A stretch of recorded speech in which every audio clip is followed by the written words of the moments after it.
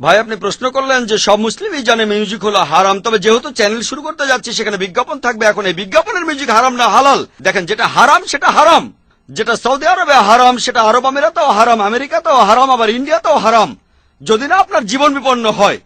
যেমন মদ খাওয়া হারাম, কিন্তু যদি আপনার জীবন বিপন্ন হয় আর অ্যালকোহলে আপনাকে বাঁচাতে পারে, এটাই নিয়মের একমাত্র ব্যতিক্রম। যদি জীবন বিপন্ন হয়, কোনো বিজ্ঞাপন না থাকলেও ইনশাল্লাহ আমাদের চ্যানেল বিপদে পড়বে না।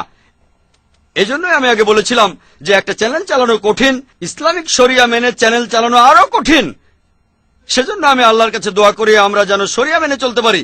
যদি ইসলামিক শরিয়া মেনে চালাতে না পারি তাহলে বন্ধ করে দেবো ইনশাল্লাহ।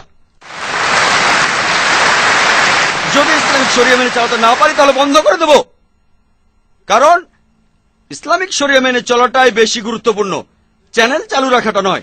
আপোষ করা যাবে না, আমরা হারাম উপায়ে সত্যকে প্রচার করতে পারবো না। যেটা হারাম সেটা হারাম, আমরা এই সব জিনিসকে হালাল কিছু দিয়ে বদলে দিতে পারি। যেটা হারাম সেটা বাদ দিয়ে হালাল জিনিস আনবো। যেমন ধরেন বিভিন্ন ধরনের বাদ্যযন্ত্র হারাম, জাফের অনুমতি আছে। প্রাকৃতিক শব্দ ব্যবহার করতে পারি, যেমন পানি পড়ার শব্দ, বজ্রপাত বা বিদ্যুৎ, কোরআনের তেলাওয়াত।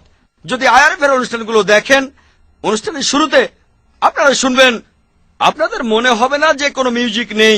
যদিও আমরা মিউজিক ব্যবহার করি না, তবে এই প্রাকৃতিক শব্দগুলো সেই সব অনুষ্ঠানে যেভাবে শুনবেন, আলহামদুলিল্লাহ এই শব্দ এগুলো একই রকম না, কিন্তু শুনতে অনেকটা মিউজিকের মতো। তবে প্রভাবটা ভালো, এটা আপনাকে আল্লাহর কাছ থেকে দূরে নিয়ে যাবে না, এটা আপনাকে আল্লাহ তাআলার কাছে নিয়ে আসবে। তাহলে প্রাকৃতিক শব্দ ব্যবহার করা যায়।